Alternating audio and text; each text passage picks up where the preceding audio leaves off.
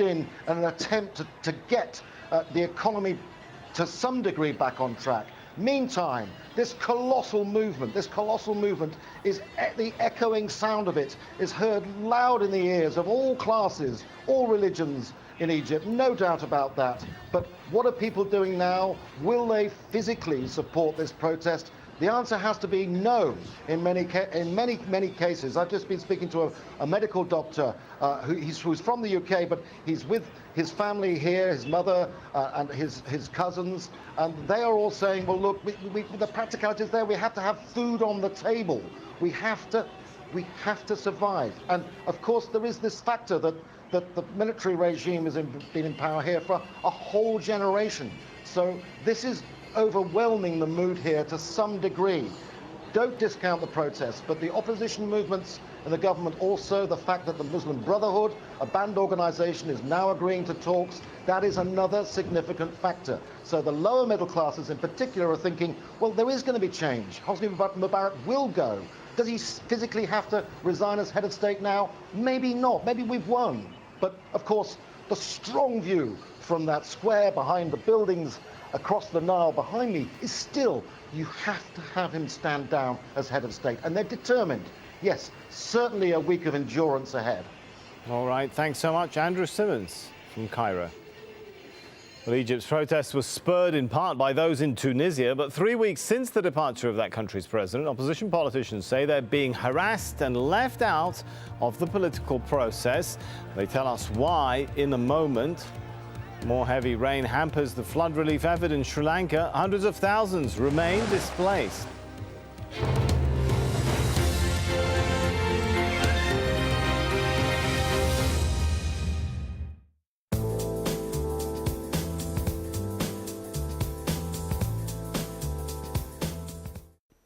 Hello again. We're seeing yet more torrential downpours across many parts of Australia. It's all thanks to our old cyclone Yasi. We've just got the remains of it here now, but it generated all of this wet weather, really intensified the little system we had in the southeast and the rains in the north as well. So as you can see, many of us over the last 12 hours have seen torrential downpours, and there is yet more very heavy rain still to come. That does include around Alice Springs, and in this area we've seen around 60 millimetres of rain and up to 90 elsewhere. So lots of heavy rain here in the last 24 hours, more still to come as we head through Monday and Tuesday. And this time on Monday, we're going to see that rain push all the way down to the south coast of South Australia, and the heavy rains will continue here.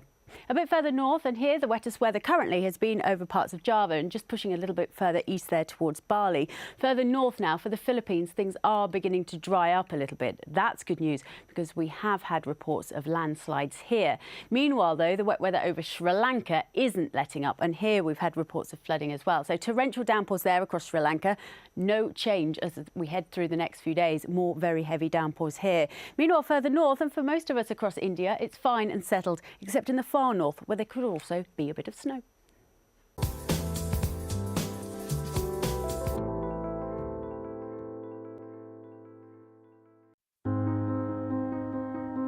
It is in the details.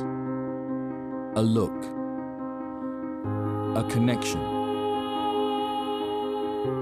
The moments that reveal the truth. Award-winning documentaries from critically acclaimed filmmakers. Witness documentaries to open your eyes.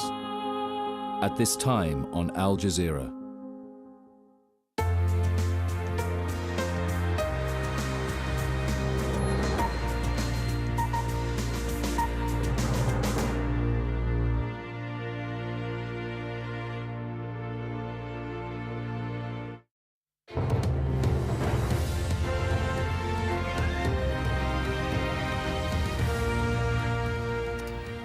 Welcome back. Let's recap our top story here in Al Jazeera now. Egypt's influential Muslim Brotherhood is due to shortly hold talks with the government.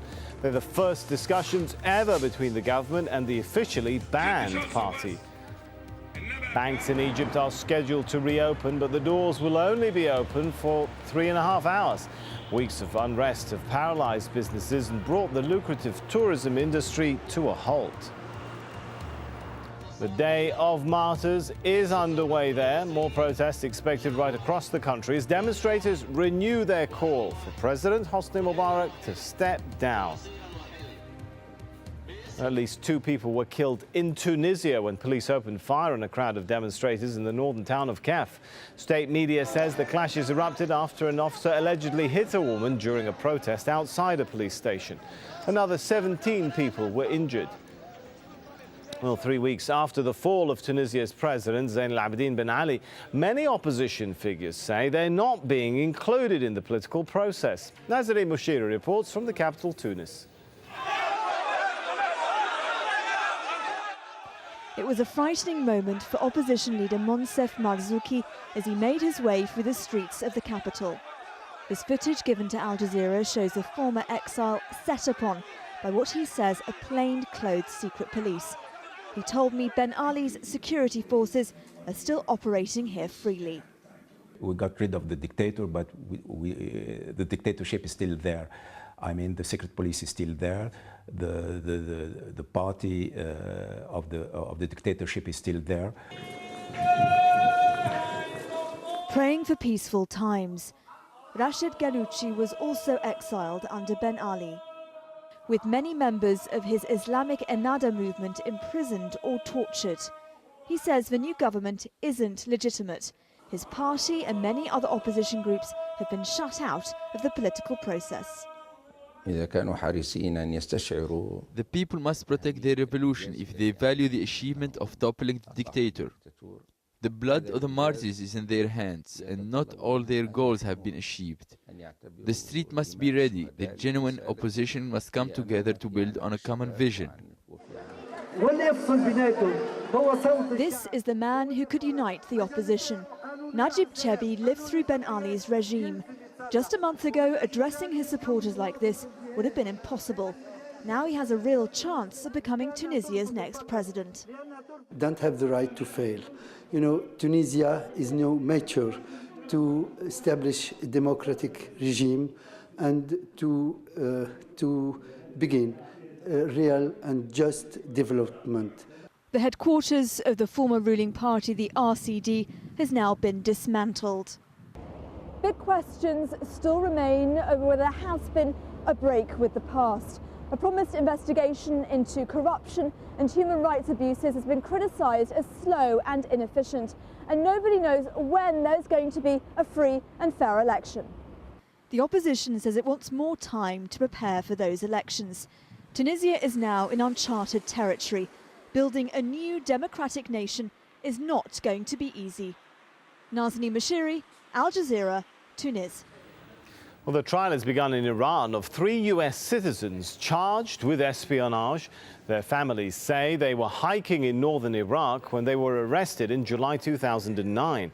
Well, Tehran initially accused them of illegally crossing into Iran and added spying charges later. Well, the trial is being held behind closed doors. It's not clear if any of the defendants were in attendance. More heavy rains are hampering rescue efforts across flood-stricken regions of Sri Lanka. Hundreds of thousands of people have been displaced. Minel Fernandez reports from Colombo. The waters raged once again, sweeping everything in their path. Worst hit was the north-central province. Swollen irrigation tanks breaching their banks. One reported to have unleashed around 55,000 cubic acres of water. Many villagers were cut off by the floodwater, boats their only hope. Over 1 million people have been affected, and more than 230,000 have been forced to leave their homes for temporary shelters. In the Central Highlands, authorities issued a landslide alert and declared a state of emergency in some areas. Our kitchen was buried by a landslide at the back of the house. It wasn't just people facing hardships. This baby elephant was among the wildlife caught by rising waters. The military and police are helping with the rescue and relief efforts. But despite the devastation, there were some moments of hope. This baby born on a helicopter as her mother was flown to safety. In Colombo, charities are trying to gather food and clothing to send to victims. But they face a major problem delivering this aid.